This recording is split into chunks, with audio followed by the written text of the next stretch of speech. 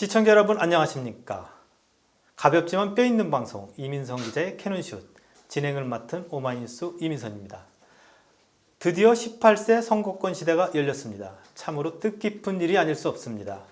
오늘 이재정 경기도 교육감님과 함께 18세 선거권 시대 과연 우리 교육계에서는 어떤 준비를 하고 있는지 알아보도록 하겠습니다. 아울러 꿈의 학교 운영 전망에 대해서도 짚어보도록 하겠습니다. 이재정 경기도 교육감께서는 지난 참여정부 시절 통일부 장관이셨습니다. 오늘 남북 문제와 통일 문제에 대한 전문가 견해도 들어보도록 하겠습니다. 이곳은 청소년이 직접 운영하는 방송국 미디어 경청 남북 스튜디오입니다. 안녕하세요. 네, 안녕하세요. 예, 혹시 남부 스튜디오에서 이전에 방송을 해보셨나요? 처음인데요. 네. 네. 그래요. 이 경청 미디어 센터를 만드는 거는 벌써 꽤 된 일인데 네, 네. 그냥 보고만 받고 한 번도 못 와봤는데 오늘 와보니까 정말 좋으네요. 네. 네. 학생들이 직접 방송을 제작하고 네, 네. 그리고 그것을 송출한다는 것이 얼마나 좋은 경험일까 이런 생각을 했습니다. 예. 자, 오늘 방송을 위해서 우리 미디어 경청팀이 굉장히 수고를 많이 하셨는데 이렇게 뒤에 보시면은 이런 장식을 했더라고요. 어떻습니까? 이거 뭐 텔레비전 스튜디오 비슷하게 해놨는데요. 예. 아무튼 뭐 잘 됐습니다. 아주. 저도 이거 보고 네. 아주 깜짝 놀랐습니다. 멋집니다. 누가 이렇게 감각 있게 디자인을 하셨는지. 자, 미디어 경청도 이제 교육감님께서 만드신 거잖아요. 예, 어떤 효과를 기대하고 만드셨고 또 목표에 맞게 운영하고 있다고 보시는지 한 말씀 부탁드리겠습니다. 네, 학생들이 어떻게 자기 표현을 할 수 있을까? 네. 더 나아가서 자기 학교의 자랑이라고 할까? 뭐 이런 걸 어떻게 좀 표현할 수 있을까? 요즘엔 정말 1인 방송 시대가 되지 않았습니까? 네, 맞습니다. 유튜브를 통해서 뭐 개인 방송도 많이 하고 자기들 이야기도 많이 표현하고 있는데 우리 학생들이 가령 신문이나 방송이나 텔레비전이나 이런 데에 적어도 참여할 수 있도록 하기 위해서는 학교에서 학생 시절부터 그런 훈련이 필요하지 않겠느냐. 그래서 아마 들으셨겠지만 저는 전체 학교가 올해 2,400개가 있으니까 한 학교에 한 5명씩 해서 10,000명의 기자를 좀 만들자. 그게 제가 처음 가졌던 포부입니다. 근데 지금 가만히 보니까 한 4,000명쯤 된 것 같아요. 아, 그래요? 네. 그래서 10,000명의 기자가 되면 자기 학교를 홍보하고 자기 학교의 학생들의 문제가 어떤 것들이 있고 선생님들에게 원하거나 바라는 것, 특히 국가에 바라는 것, 특히 교육부에 요구하는 것, 교육청에 요구하는 것 이런 것들도 좀 정리해서 발표하면 좋지 않겠습니까? 그래서 이제 그런 기자만이 아니라 기왕이면 요즘엔 뭐 이런 이 비디오 시대니까 이런 지금 있는 미디어 경청처럼 이런 방송을 만들어낼 수 있는 시설도 하자.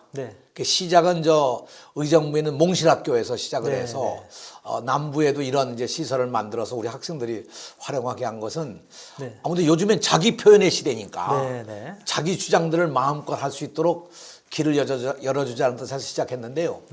괜찮네요, 와보니까. 혹시 기대에 맞게 잘 운영되고 있다고 이렇게 평가하실 수 있으시겠습니까? 저는 학생들이 평가할 일이지만 제가 이 교육감의 입장에서 본다면 어떤 면에서 기대 이상이라고 생각합니다. 기대 이상이다. 자, 이 방송을 시청하는 미디어 경청 청소년 기자단이 이 얘기를 듣고 아주 기뻐할 것 같습니다. 자, 그러면 이제 본격적인 오늘 주제에 맞는 18세 선거권 질문으로 좀 넘어가겠는데요. 자, 그동안 교육감께서 18세 선거권을 계속 말씀을 해오셨습니다. 제가 기자 간담회에서 들은 것만 해도 지금 한 5, 6년째 계속 듣고 있는 것 같아요. 그러다 보니까 오늘 드디어 이번에 18세 선거권 시대가 열렸습니다.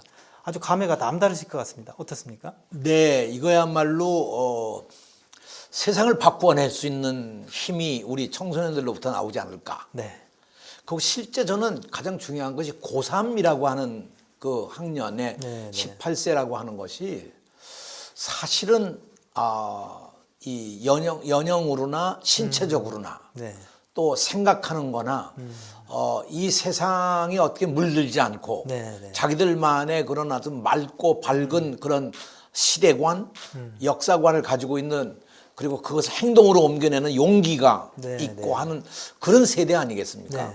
그런 의미에서 지금이라도 이렇게 18세에게 참정권이 주어진 것은 우리 사회가 단순한 그 18세 투표권을 허용했다는 것을 넘어서서 네, 네. 18세의 청소년이 이 세상을 이끌어갈 수 있는 사회적 인격체로 인정을 하고 성인들과 동등한 권리를 주었다고 하는 것. 네, 네. 이것이 저는 우리 학생들이 역사에 책임을 지는 위치에 서게 한 것이죠. 예. 그런 의미에서 대단한 변화라고 저는 생각합니다. 예. 한편 일각에서는 18세한테 어쨌든 선거라는 국가의 중대사를 맡기는 거는 아직도 미숙한 나이인데 좀 위험하지 않나 이런 우려가 있는데요. 여기에 대해서는 어떻게 생각하시는데요? 제가 이제 교육감으로 와서 이제 6년 남짓 이렇게 일을 하고 있는데요. 네. 그동안 학생들을 쭉 만나보면서 느낀 것은 옛날 학생들과 비교하면 안 된다고 생각합니다. 네, 네. 우리가 그 어렸을 때 학생 시절에 자라오는 과정 속에 우리가 경험하고 듣고 이해할 수 있는 정보의 양이 요만큼이었다면 네, 네. 지금 아이들의 경우는 그 정보의 양이 뭐 이것도 넘는 엄청난 정보의 양을 가지고 살아가는 시대 아니겠습니까? 네. 유튜브에 들어가서 보는 것도 보는 거지만 포털 사이트에 들어가서 자기가 알고 싶은 것, 보고 싶은 것 뭐든지 알아낼 수 있는 시대 네, 아니겠어요? 코세라 같은 플랫폼에 들어가게 되면 전 세계 유명한 대학, 유명한 사람들의 강연, 교육 프로그램, 뭐 논문 발표 다 볼 수 있지 않습니까? 네, 네. 그러니까 이런 세상이기 때문에 이미 저는 지금 초등학생이 옛날 초등학생이 아닙니다. 제가 보기에 초등학교 한 4학년 정도가 옛날 중학교 한 2학년 정도. 예. 옛날 중학교 2학년이 고등학교 한 2학년 정도 수준으로 발전해 있다고 생각합니다. 맞습니다. 아주 똑똑하죠. 네, 그 성장 과정과 이 지식 습득의 상태를 본다고 그러면 네.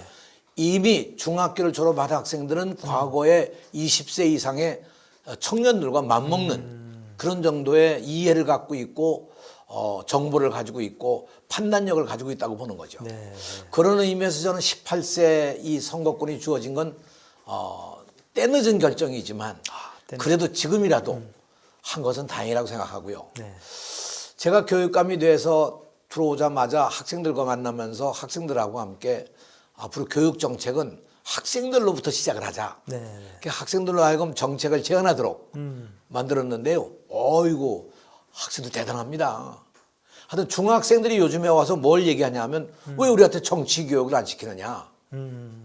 가령 뭐 지소미아가 어떤 건지 우리 좀 알고 싶다. 아니, 검찰 개혁해서 공수처를 만든다고 하는데 네. 공수처가 도대체 뭐냐? 왜 국회에서 그거 가지고 이렇게 싸우느냐? 이 내용을 좀 우리도 알아야 되지 않겠냐? 그렇잖아요? 네, 네. 또 뭐 이 유치원 3법이라고 그러는데 그건 도대체 어떻게 된 거냐? 실제로 고등학교 학생들에게 주어져 있는 여러 가지 자기들의 교육받을 권리라고 네, 한다면 그 권리를 주장할 수 있을 만큼의 기회를 주지 않으면 네. 이 권리를 행사할 수 없잖아요. 맞습니다. 근데 사실상 중학교까지는 의무 교육이고 네. 학생들이 교육을 받을 수 있는 권리가 있잖아요. 네, 네.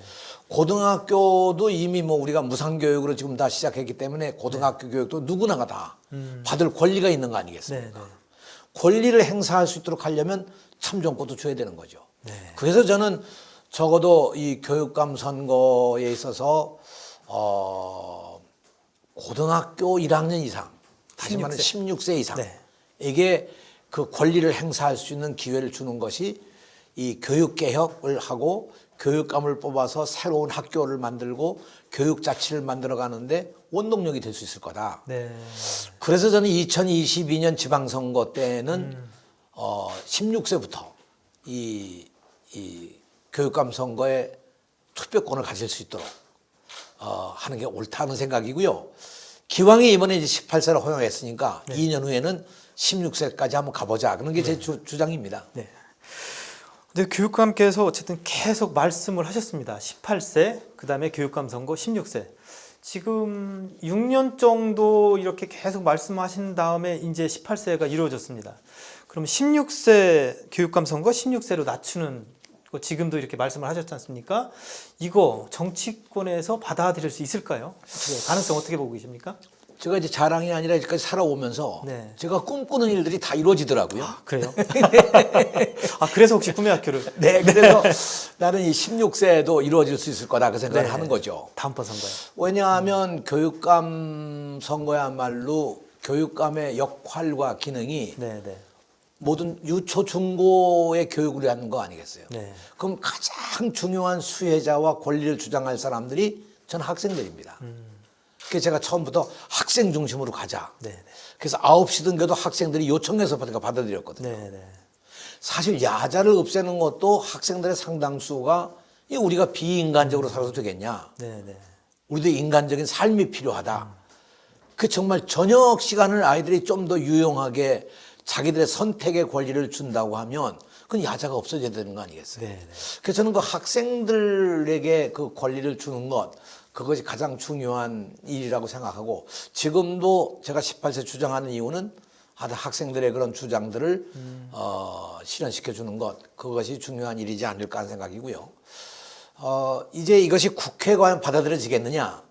저는 뭐 앞으로 2년간 열심히 우리가 주장을 하면 네, 네. 21대 국회가 다음 단계의 교육개혁에 의제가 있다면 18세에서 교육감 선거를 16세로 낮추는 것 네, 네. 그걸 개원 초기부터 좀 의제화하면 네.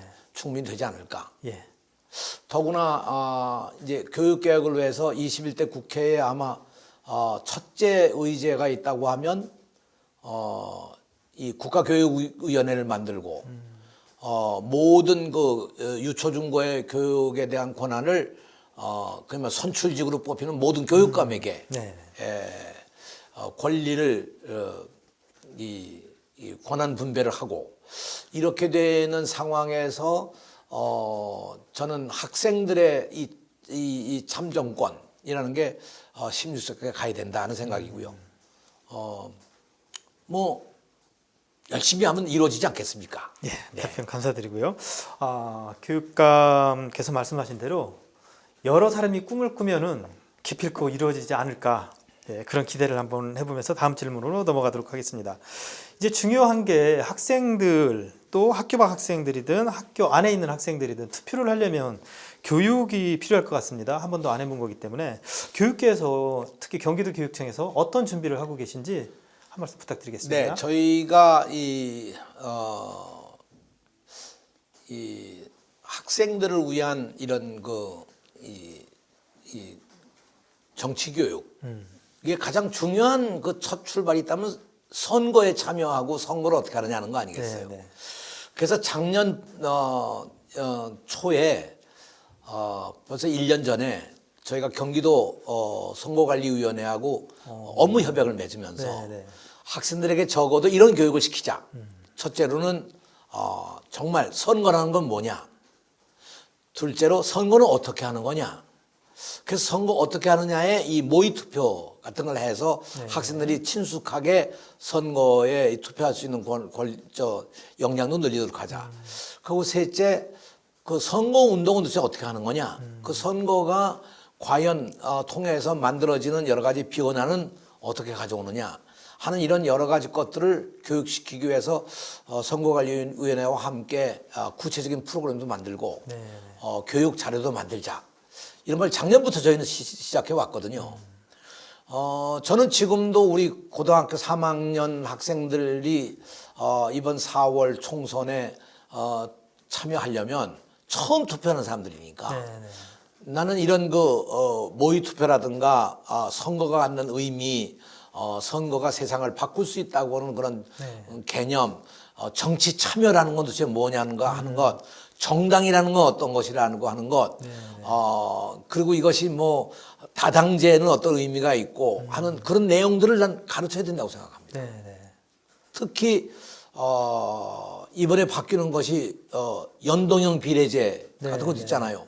이 내용을 제대로 알아야 그냥 정당 투표와 지역 투표가 어떤 의미가 있고 왜 연동형 비례대표를 국회가 채택했느냐 이런 내용들을 적어도 분명하게 우리 학생들이 이해하지 않으면 안 되는데 특히 지역 선거로 뽑는 지역 대표와 비례대표를 뽑는 거는 어떤 의미가 있느냐. 그렇죠. 이 설명이 있어야 됩니다. 네, 네. 그래서 저희는 아무튼 이런 것을 다 교육 자료를 좀 만들고 네. 물론 선거관리위원회와 끊임없이 대화를 하면서 선거법 테두리 내에서 네, 네. 우리가 이런 교육을 시키자 하는 생각이고요. 학생들이 선거운동에 참여할 수 있겠느냐? 요거는 이제 또 다른 문제라고 봅니다. 네, 네. 선거운동을 직접 참여하는 것과 투표를 하는 건 좀 다른 영역이라고 생각해서 이것도 앞으로 선거관리위원회와 좀 논의해서 네, 네.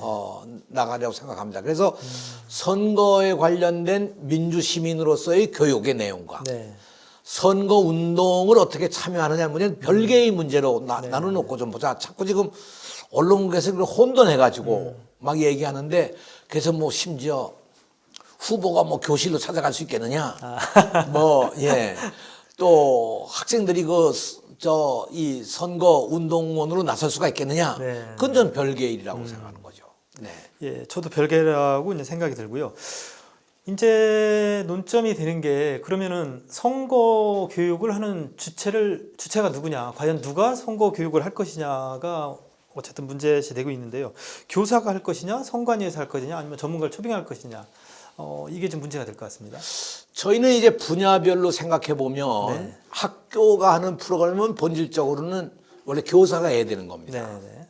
그러나 현재 우리가 일반 사회 과목 교사들에게도 정치 교육을 어떻게 시킨다는 건 아직까지 해온 일이 없습니다. 네, 네. 그 교사들에게는 해본 일이 없고 그래서 아마 이번 기회는 기간도 짧고 하기 때문에 가능하면 이 지역에 있어서의 전문가를 초빙한다든가 또는 선거관리위원회의 지원을 좀 받는다든가 네. 또는 학교에서 지금이라도 이 교사들 가운데 사회계통 교사들을 좀 연수를 해서 이 선거의 원칙과 아까 말씀드린 바와 같은 선거가 이 사회 변화에 어떤 영향을 미치느냐, 네, 네. 선거를 통해서 우리가 기대하는 건 어떤 것들이냐, 다당제와 이 양당제는 뭐냐? 그럼 미국은 양당제인데 네. 우리는 왜 다당제로 가려고 하는 거냐? 심지어는 내각제와 이 대통령제는 어떻게 다르냐 하는 얘기를 좀 더 우리 학생들에게 가르칠 수 있는 계기가 됐으면. 근데 실제로요, 저는 아이들에게 숙제로 주고요. 네, 네. 좀 해가지고 와서 한번 발표해봐라. 아. 그러면 다 할 겁니다. 이것도 스스로? 네. 예. 그래서 저는 학생들에게 그런 기회를 주면 되기 때문에 누가 가르칠 거냐가 중요한 게 아니라 그런 걸 우리가 함께 토론하고 논의할 수 있는 시간만 마련해 주면 네. 나는 학생들이 다 해낼 수 있다고 생각합니다. 제가 알기로는 그동안 경기도교육청에서 이제 민주시민 교과서도 만들어서 민주시민 교육도 실시를 했고요. 또 청소년 의회 학생들이 스스로 참여해서 뭐 교육 정책까지 만들어냈는데요. 그게 모두 참정권 교육이 되지 않을까요? 그렇습니다. 이제 경기도 내에 지금 말씀하신 것처럼 31개 시군의 각 학교의 이 대표되는 의장단을 중심으로 해서 자율적으로 네네. 지역마다 청소년 교육의회가 만들어졌습니다. 네. 이제 또 하나는 지역별로 이 회장단을 중심으로 한 또 지역 그 협의회도 있고요. 네. 근데 학생들이 만들어낸 하나의 조직들이거든요. 네. 이런 조직들에서는 이미 이 학생들이 어떻게 이런 정치적 판단을 할 수 있는 역량을 길러내느냐 하는 논의들을 이미 시작했고요. 네. 학교 안에서도 우리가 민주시민교육을 통해서 하는 가장 중요한 대목이 그야말로 민주국가라는 게 어떻게 만들어지는 것이고 민주국가에 있어서 시민의 권리는 어떤 것들이고 네. 그 권리의 표현을 어떻게 하고 그 표현을 통해서 만들어지는 가령 정부나 의회가 갖는 권한은 어떤 것이며 이런 것들을 다 아이들에게 공부를 이미 수년간 시켜왔거든요. 네. 또 경기도는 뭐 아시는 바와 같이 교육 목표 자체가 우리가 어떻게 민주시민으로 우리 아이들을 길러내느냐 하는 것이기 때문에 저는 상당한 부분 진척이 돼 있다고 생각합니다. 예. 그게 별로 걱정은 안 하는데요. 그래서 아까도 말씀드린 바와 같이 우리 학생들에게 이번 4.15 총선에 임하기 위해서 특히 투표권을 가진 고3 학생들의 경우는 어떤 기준으로 투표에 임할 것인가 하는 것을 스스로 좀 이렇게 터득하고 스스로 토론. 그럴 때 그것을 좀 이렇게 도와줄 수 있는 일종의 코디네이터 네. 같은 역할을 선거관리위원회나 교사들이나 각계의 전문가들이 좀 돕는 역할을 하면 좋을 것이다. 뭐 이런 생각을 합니다. 자, 우리 답변을 잘 들었는데 역시 스스로 정신을 강조하시는 이만큼 오늘 교육감님 핵심 말씀하신 핵심은 선거 교육도 스스로 할 수 있게 하자. 어른들은 좀 도와주자. 이게 참 의미가 있었던 것 같습니다. 이제 18세 선거권 이 질문은 넘어갔고요. 이제 꿈의 학교는 아무래도 익숙한 질문이실 것 같습니다. 우리 이재정 교육감님 핵심 정책인데요.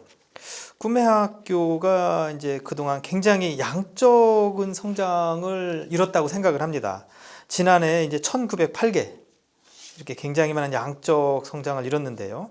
이런 성장을 이뤘다는 찬사도 있었지만 반면에 숫자만 늘리는데 이렇게 치중한 게 아니냐 이런 지적도 있었던 게 사실입니다. 그래서 올해는 몇 개 학교를 계획하고 계시고 또 내실을 다지기 위한 어떤 계획을 가지고 계신지 답변 부탁드리겠습니다. 네, 이제 그 꿈의 학교에 대해서는 이제 벌써 한 5년이 돼서 네. 나름대로 학교마다 그 전통이 만들어지기 시작하고 교육 내용에 대한 것을 스스로 이제 평가도 하는 네. 그런 단계까지 왔다고 생각합니다. 꿈의 학교는 그야말로 마을 학교라는 거의 형식의 대표적인 것이지만 굉장히 중요한 건 우리가 이제까지 학생하면 네. 학교 안에서만 공부하는 걸로 생각하지 않았습니까? 네. 실제로 그랬고요. 그냥 동아리 활동도 학교 안에서만 했고 이 방과 후 프로그램도 학교 안에서만 하지 않았습니까? 맞습니다. 꿈의 학교는 학교 밖에서 학생들이 스스로 기획하고 진행하고 만들어가는 그런 게 이제 꿈의 학교인데 더 중요한 것이 동네에서 다른 학교 학생들과 네. 같이 어울릴 수 있고 또 학년도 관계가 없이 초중고 학생이 다 같이 어울릴 수 있는 그런 특징이 이제 꿈의 학교의 한 모습 아니에요. 네. 저희가 이 지난해 터키하고 중국에 가서 이 꿈의 학교에 대한 소개를 했고요. 예.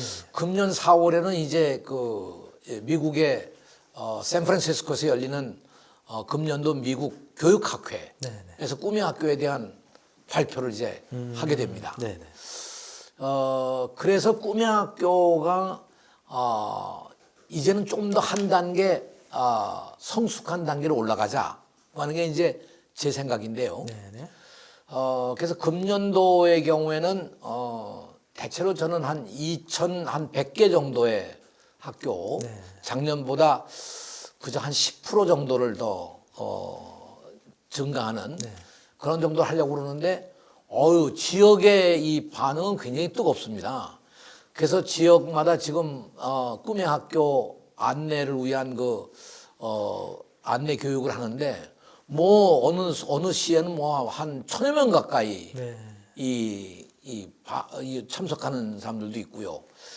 그래서 이것을 아까 말씀하신 바와 같이 우리가 양적인 팽장을 전 생각하는 건 아니고 또 질적인 판단이라는 것도 이건 사실 학생들이 해야 될 일이거든요. 우리 기준으로 뭐 질적으로 어떻게 거냐 이게 아니고 저는 그 질적인 문제는 그것이 10명이 모였건 20명이 모였건 한 학기를 했건 1년 동안 했건 학생들이 거기서 뭔가 변화하고 성장했다면 그 자체가 큰 성과가 아니겠느냐 하는 거죠. 저는 만약 우리가 10을 기대했는데 하나밖에 성취가 안 됐다 해도 저는 그건 대단한 성공이라고 생각합니다. 가령 하나도 성취가 안 됐다 하더라도 일단 도전한 것 자체로 학생들에게는 점수를 줘야 되지 않을까.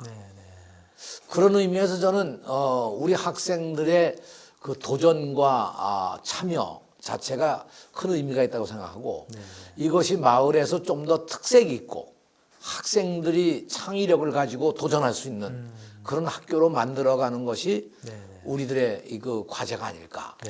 좀 더 학생들에게 권한을 주고 좀 더 학생들이 자신 있게 할 수 있도록 해주고 그 평가도 학생들이 해서 스스로 뭔가를 이렇게 바꿔낼 수 있도록 한다면 그것이 하나의 큰 성과가 아닌가 생각합니다. 예, 답변 감사드리고요. 네. 간혹 꿈의 학교에 대해서 얘기할 때 평가 지점을 이제 몇 명이 참여했고 몇 명이 졸업했냐 뭐 이런 걸로 평가하려던 분들을 제가 간혹 만났는데요. 오늘 만약에 교육감 말씀을 듣는다면 생각이 좀 많이 바뀔 것 같습니다. 네, 그래서 저는 물론 뭐 여러 기대가 있겠죠. 가령 도의회 같은 경우는 이제 우리 예산을 심의하는 기관이니까 네, 네. 예산을 이만큼 썼는데 이 성과가 왜 요 모양이냐 이렇게 평가할 수 있다고 생각합니다. 네, 네. 그러나 그 평가 이전에 저는 이 마을 학교라고 하는 것이 지금까지 되어 있는 것이 하나의 그 틀이 아니거든요. 네, 네. 틀을 벗어나자는 게 꿈의 학교 아니겠습니까? 그런 의미에서 우리 평가의 기준도 바뀌어야 된다. 그냥 도의회가 평가하는 것도 아니고 우리가 평가하는 것도 아니고 저는 꿈의 학교에 참여한 학생 스스로가 평가를 해서 스스로 어떤 성장과 변화를 가져온다면 그것이 더 중요한 것이 아니겠습니까? 네. 그래서 저는 학생들 중심으로 더 한층 강화해 가는 것이 필요한 일이라고 저는 생각을 합니다. 그런데 이제 그 운영면에 있어서도 제가 금년부터는 조금 더 바꿔서 각 마을마다 좀 더 이 꿈의 학교 발전을 위한 이 네트워크를 좀 만들고 네, 네. 마을마다 그 꿈의 학교가 잘 갈 수 있도록 서로 정보 교환도 하고 서로 격려도 하고 하나 갈 수 있는 그런 발전을 좀 더 가져왔으면 좋겠다고 생각합니다. 이미 꿈의 학교의 네트워크가 각 지역마다 만들어져 있습니다만 이걸 좀 더 강화를 해서 그 스스로 지역마다 발전해 갈 수 있는 그런 시스템을 좀 더 만들어 보자는 게 이제 저희 기본 생각입니다. 예, 답변 감사드리고요. 이렇게 꿈의 학교에 대한 호응은 굉장히 높았는데 올 연말에 참 어려움을 한번 겪었습니다. 이제 도의회에서 예산 통과가 굉장히 어려워서 해당 상임위에서 예산을 전액 삭감하는 이런 일도 발생을 했는데요. 결국은 뭐 전액 복원됐지만요. 이때 심정이 좀 착잡한 면도 있었을 것 같습니다. 어떠셨습니까? 저는 뭐 도의원들의 권한이 아무튼 예산을 삭감할 수 있는 권한이기 때문에 제가 오히려 섭섭하게 생각하거나 그거보다도 도의원들이 이렇게 삭감할 때 분명히 뭔가 이유가 있을 거다. 네. 이것은 뭐 꿈의 학교를 없애라는 것보다도 꿈의 학교에 문제점이 있지 않느냐는 그런 점에서 저는 뭐 이 책임 있게 네네. 그 결의에 대해서 의결 사항에 대해서 오히려 우리가 한번 성찰해 보고 꿈의 학교의 문제점들도 한번 보자. 네네. 한층 더 깊이 있게 보고 그래서 여러 가지 생각을 하는 계기가 됐다고 생각합니다. 그래서 뭐 도의회 교육위원회에서 그걸 삭감할 때 요구는 결국 다시 한번 프로그램을 원천적으로 좀 보라는 하나의 요구라고 생각해서 저희들에게는 오히려 좋은 기회가 됐다고 생각하고요. 네네. 네. 그리고 물론 얘기를 위해서 다시 다 복원이 돼서 지금 가고 있습니다만 이 문제가 다만 여기서 그치지 않고 지역에 따라서 보면 그 시 단위에서 또 시의회에서 어디는 증액시켜준 데도 있고 네. 어디는 예산을 또 삭감한 데도 있습니다. 그래서 시 단위에도 상당히 이 여러 가지 논의가 있기 때문에 각 지역마다 좀 더 세심하게 이 꿈의 학교 문제를 한번 검토를 해보고 시정할 점이 있다면 시정하고 보완할 점이 있다면 보완해서 의회로부터도 앞으로는 삭감되는 일이 없도록 저희들 사전에 더 좀 준비를 잘해 나가도록 그렇게 하겠습니다. 예, 답변 감사드립니다. 자, 좀 전에 이제 작년에 터키 등에서 꿈의 학교를 발표했다고 했는데요. 그 당시에 터키 교육계 반응이 좀 어땠습니까?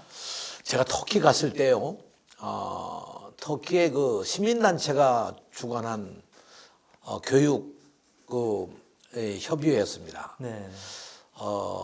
그때 주로 한국 이 이슈가 전체 한 절반 정도 네. 차지하는 거였고요.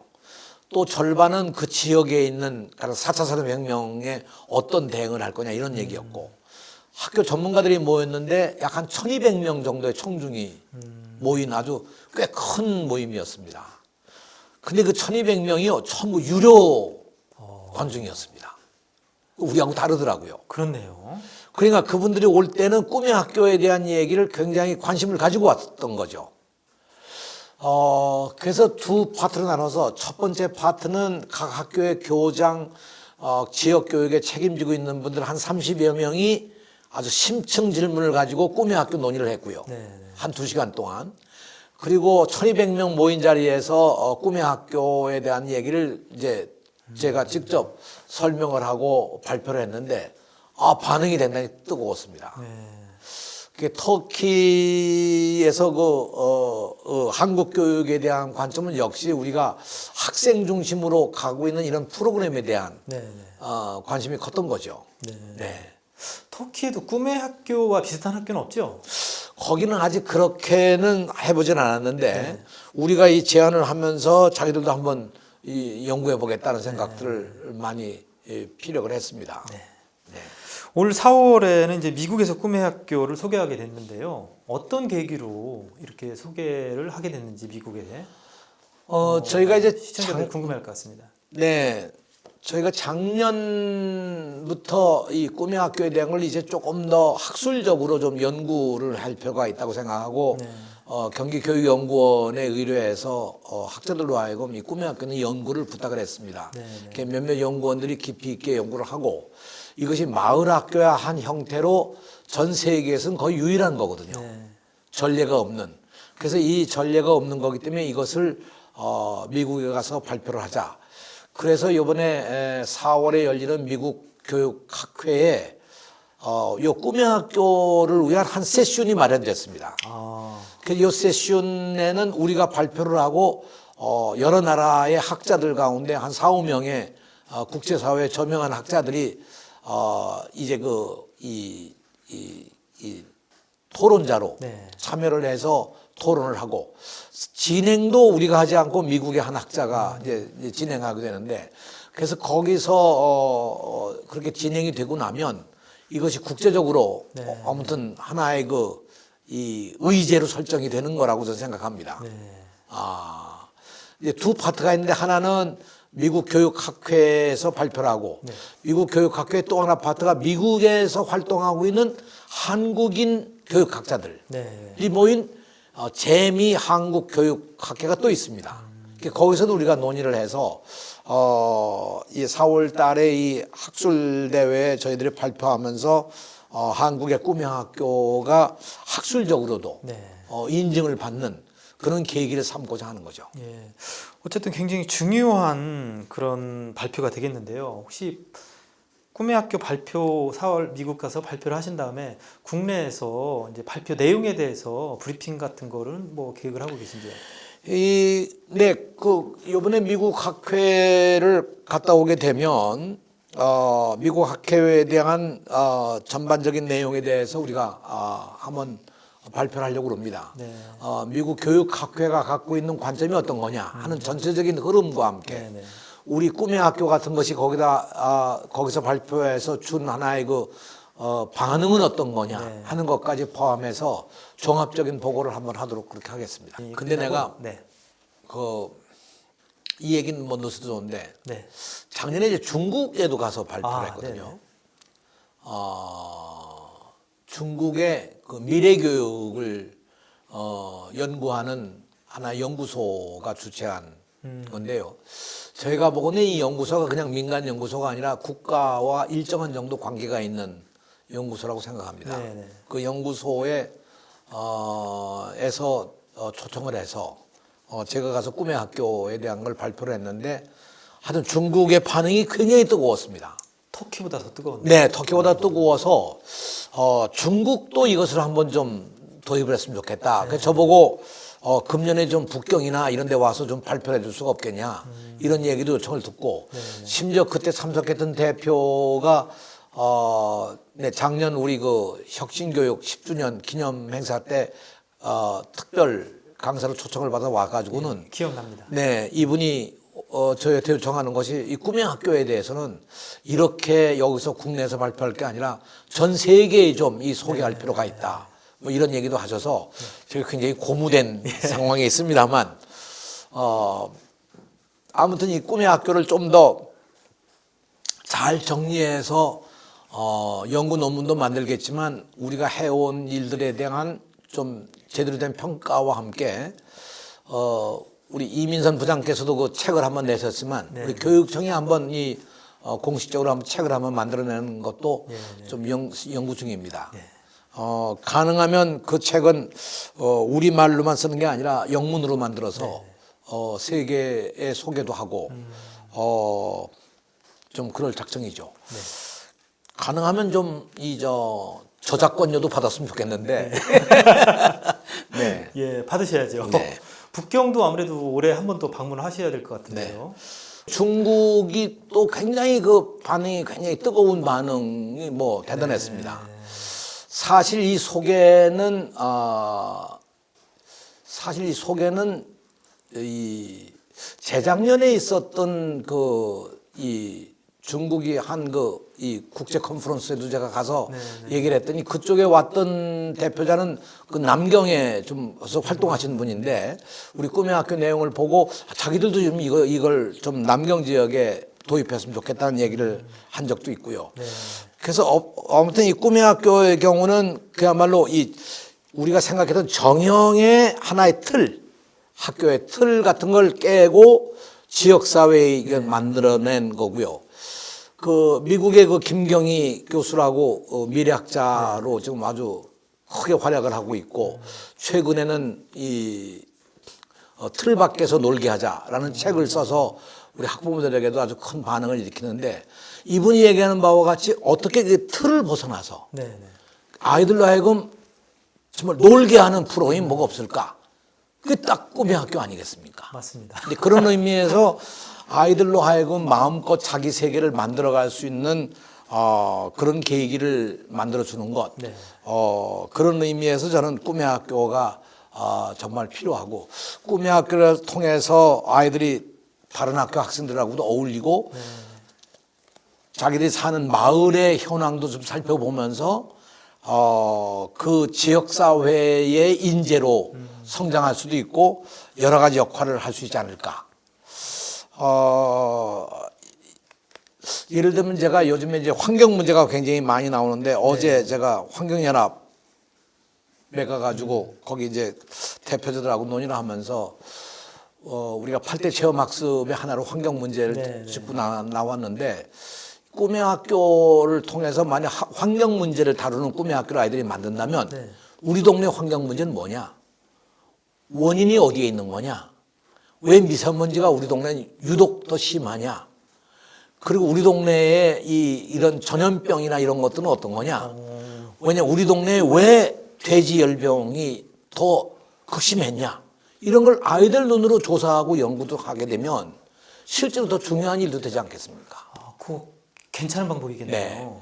네. 그래서 우리 아이들 눈으로 보는 미래 문제를 생각하면서 아이들이 직접 예를 들어서 이거 환경 문제 심각한 것이 플라스틱, 비닐 이거 쓰는 거니까 이거 쓰지 말자. 그렇지, 아이들 스스로.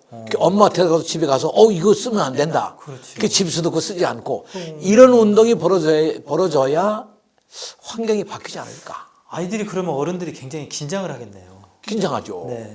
함부로 버릴 수도 없을 테고. 버릴 수도 없고. 그러니까 예를 들면 이번에도 아시다시피 세계를 지금 움직이고 있는 게 툰베리라고 하는 16세 여학생이 환경운동 벌린 거 아니겠습니까?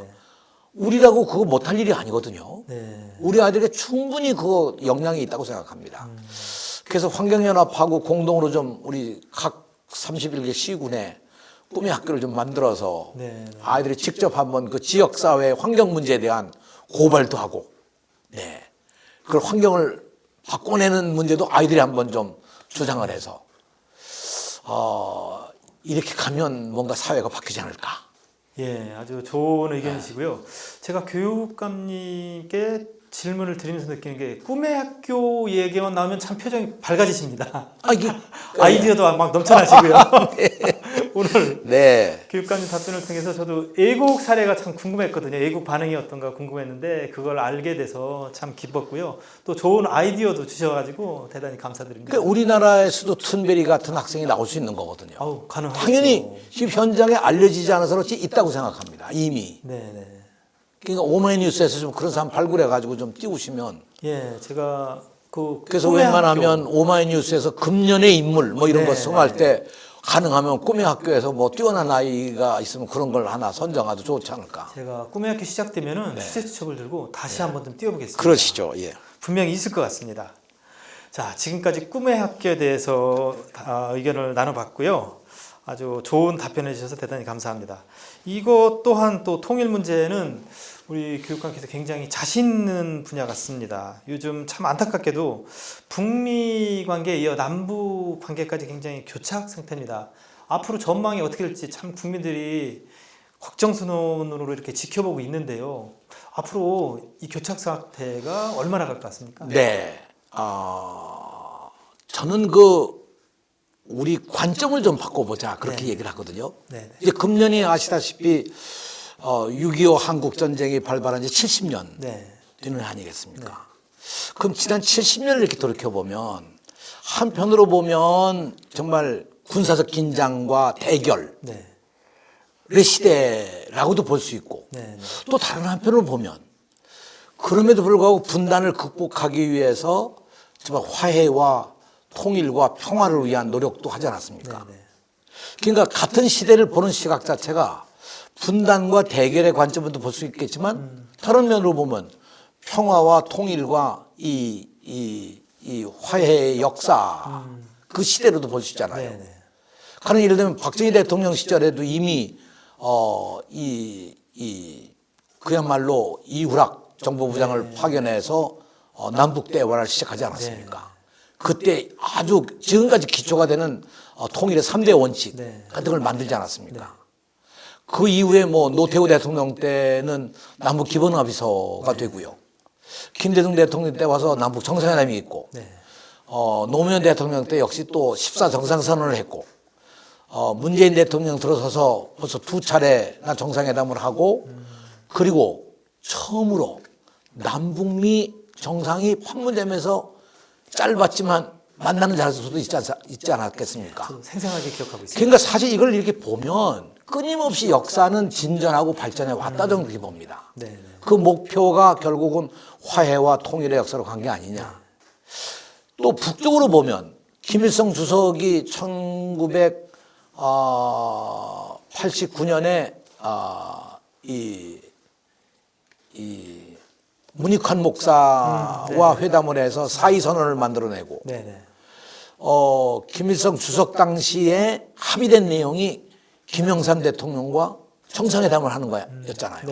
근데 불행하게도 그 정상회담 하기 2주 전에 그냥 김일성 주석이 벼랑간에 급소하시는 바람에 그때 처음 있을 법한 정상회담 못했거든요.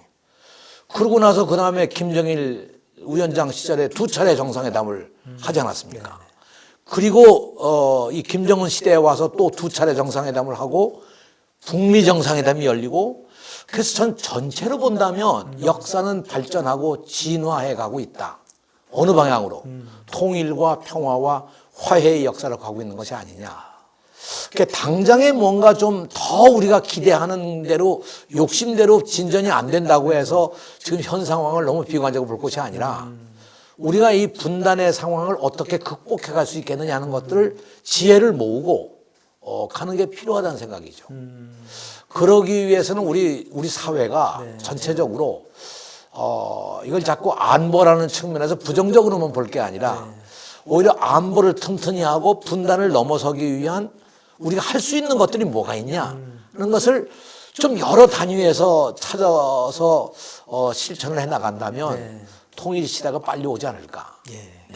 이 상태도 결국은 발전하는 과정 속에 있는 것이다. 저는 그렇게 생각합니다. 그래서 저는 뭐 늦어도 금년봄이 지나기 전에 저도 북미 관계도 호전이 될 것이고 남북 관계도 새로운 대화의 국면으로 들어서지 않겠느냐.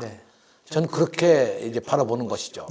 그 이유가 이제 문재인 대통령의 임기도 이제 반이 지나가고 있고, 미국은 이제 트럼프 대통령의 재선을 위한 선거전에 본격적으로 들어가고 있고, 중국은 시진핑으로서 어떻든 간에 한반도 문제에 대한 뭔가 새로운 돌파구를 만들어야 되는 그런 책임도 있고, 일본은 아베 수상이 뭐 이제까지 이 여러 가지로 험악한 길을 갔지만 정말 이제는 뭔가 좀 정리를 할 때가 오지 않았습니까? 아베로서도.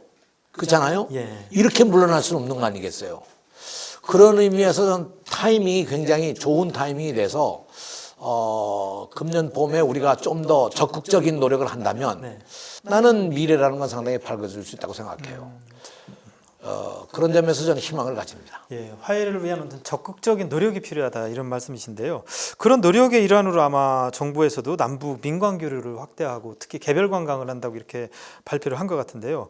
이거를 어쨌든 국가는 국가 차원에서 이제 일을 진행을 할 테고요. 민간 차원에서도 이 개별 관광이라든가 민간 교류를 확대하기 위한 무슨 노력이 좀 필요할 것 같은데요. 과연 어떤 노력이 필요할까요? 전 민간 단체가 이제 대북 관계라는 민간 단체가 많이 있는데요. 하여튼 민간 단체들이 보다 더 좀 적극적으로 프로그램을 가지고 이 화해와 평화를 만들어가는 노력이 필요하다.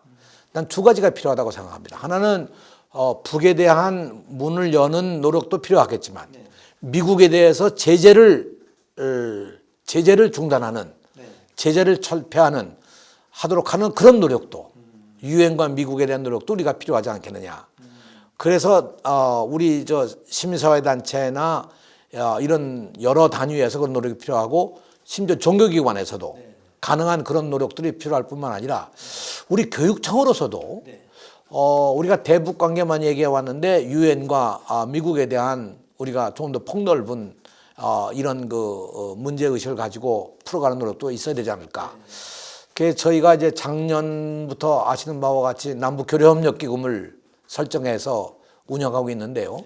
이걸 좀 더 적극적으로 해나가기 위해서는 우리 부서 안에도 남북 교류협력 담당관 같은 그런 제도도 좀 기관도 하나 만들어서 좀 더 적극적인 노력을 해야 되리라고 생각을 합니다. 근데 이 중심에 저는 언제나 학생이 서야 된다는 생각이죠. 네. 학생들이 서기 위해서 저희가 이제 적극적으로 이 평화 통일을 위한 현장 체험학습, 1박 2일 체험학습을 좀 더 금년도에 좀 본격적으로 해가지고 아이들이 그 분단을 극복하기 위한 적극적인 길이 뭐냐? 제재를 해제할 수 있는 길이 어떤 것이 있느냐? 아이들이 스스로 좀 이렇게 탐구도 하고 해서 아이들의 목소리도 좀 내도록 하면 좋지 않을까? 뭐 이런 생각을 가지고 있습니다. 그 1박 2일 체험학습 작년부터 했던 거잖아요. 작년부터는 일부에서 이제 시범적으로 저게 했고요. 올해는 그럼 올해 이제 본격적으로 이제 해 나가는데 이 중심은 중학교 1학년 자유학년제 프로그램의 일환으로 우선 원하는 학교부터 1박 2일 프로그램을 본격적으로 해나갈 계획이죠. 예를 들면 평화 통일에 관계된 것은 가령 화살머리 고지 같은데 트레킹을 한번 하고 그쪽 지역에서 1박 2일을 하면서 정말 그 DMZ의 역사, DMZ가 갖는 그런 어떤 비극적 과거, 한국 전쟁 70년에 정말 70년 동안 이렇게 분단되어 온 그 분단의 원인, 거기서 정말 우리가 해온 여러 가지 과제다 이런 것들을 아이들 눈으로 보고 공부를 하고 거기서 뭔가 길을 찾는다면 그게 좋은 교육이 아니겠습니까? 네, 맞습니다. 그래서 저는 과거에 하고던 반공교육이나 안보교육이 아니라 오히려 반공이나 안보를 뛰어넘는 그런 교육으로서의 이 통일교육을 한번 해보자는 생각이죠. 답변 감사드리고요. 이제 제가 준비한 질문은 모두 끝났습니다. 근데 생각해 보니까 이제 모레부터 설 연휴가 시작이 되네요. 이제 양력 새해는 이미 지났지만 우리 민족의 이제 전통적인 새해는 이제 시작이거든요. 새해 덕담이나 인사 이렇게 한 말씀 부탁드리겠습니다. 정말 설은 1년 중 제일 신나는 명절이 아닌가 이렇게 생각합니다. 가족들이 모이고 고향에 다시 돌아가 보고 그 고향에서 못 만나던 친구들도 만나고 조상들을 위한 생각도 하고 세뱃돈도 서로 주고 받고 하는 그런 그 만남과 즐거움을 나누는 그런 절기이기 때문에 정말 저는 설을 행복하게 보내야 한다고 생각합니다. 그게 무엇보다 새로운 시작이지 않겠습니까? 어떤 의미에서 보면 우리가 양력설보다는 음력설의 설날이 더 새로운 시작에 가까운 것이 그만큼 봄에 더 가깝잖아요. 예? 그 원래 설 지나고 대보름이 지나면 본격적으로 농사를 준비하는 절기로 들어가니까 우리가 설이라고 하는 것이 1년 농사를 시작하는 그런 절기이기 때문에 정말 새로운 시작, 그런 의미에서 우리 이 프로그램을 시청하시는 여러분들이 새로운 시작에 기쁨과 즐거움과 행복감을 온 가족과 이웃들이 함께 나누시면서 정말 설 명절 멋지게 보내시고 새로운 출발하시기 바랍니다. 예, 감사드립니다. 자, 행복한 설을 보내시라는 이재정 경기도 교육감님 말씀을 여운으로 남기며 방송을 마치도록 하겠습니다. 가볍지만 뼈 있는 방송 이민성 기자의 캐논쇼, 지금까지 이재정 경기도 교육감님과 함께했습니다. 시청해 주셔서 고맙습니다.